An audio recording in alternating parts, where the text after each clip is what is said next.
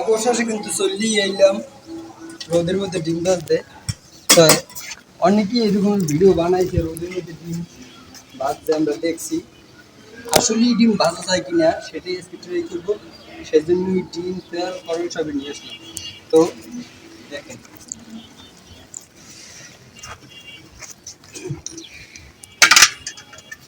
এই যে কড়াই রাখলাম। কড়াই কিন্তু একবার এই আবার কিছু করেন না।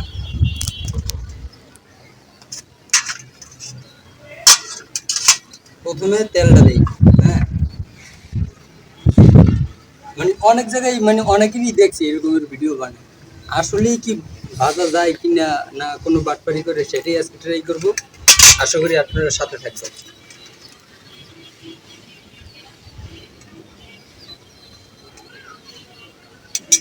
তেলটা দিয়ে দিলাম।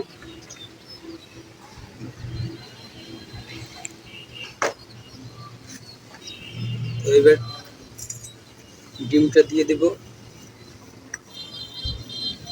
অনেক মানুষই দেখলাম, আজকে ট্রাই না করি আর ছাড়তে আসি না, দেখতেই হবে আসলে জিনিসটা কি। তাই বিসমিল্লাহ করে ডিমটা দিয়ে দিই। হ্যাঁ,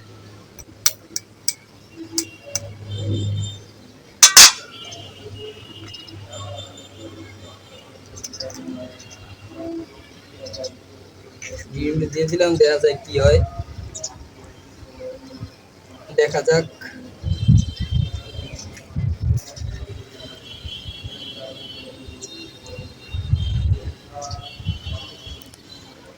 দেখলাম ছাড়ার পরে সাদা সাদা লগে লগে হয়ে যায়। এত কি রোদের পাওয়ার! রোদ তো এই জায়গায় কম না, অনেক রোদ। উপরে একটু দেখাও তো, সূর্যের একবারে মাথার উপরে। তো ঠিক আছে, ডিমটা দিয়ে দিলাম। হালকা একটু লবণ দিয়ে দিই।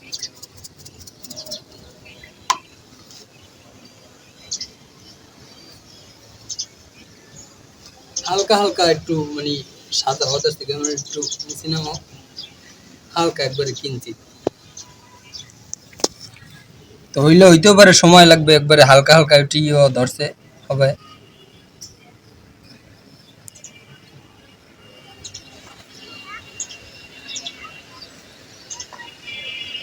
তা আমরা একটু অপেক্ষা করি, অপেক্ষা করার পরে দেখা যাবে যে আসলে কি হয়।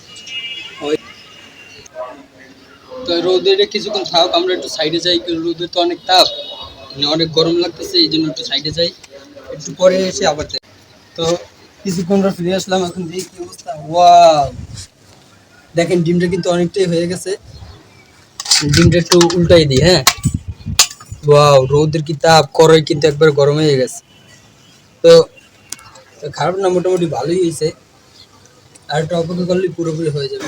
আসলে আমি যে ট্রাই করে দেখলাম, এই রোদের ভিতরে আসলে কখনোই রোদে ডিম ভাজা সম্ভব না। এত তাপ নাই যাতে ডিম হবে। যারা করে অনেকেই বাটপারি করে, আর আমিও এটা চুলা থেকে ভেজে এনে তারপর ভিডিও দেখাইলাম। তো কেউ কিছু মনে করবে না আর কি, ভিডিওটা বোঝার জন্য করলাম আর কি। ভিডিওটা যারা শেষ পর্যন্ত দেখছেন তাদেরকে অসংখ্য ধন্যবাদ। আর যারা আমার পেজটিতে নতুন, অবশ্যই পেজটিতে ফলো দিয়ে ভিডিওটি একটু শেয়ার দিয়ে দেবেন। আসসালামু আলাইকুম।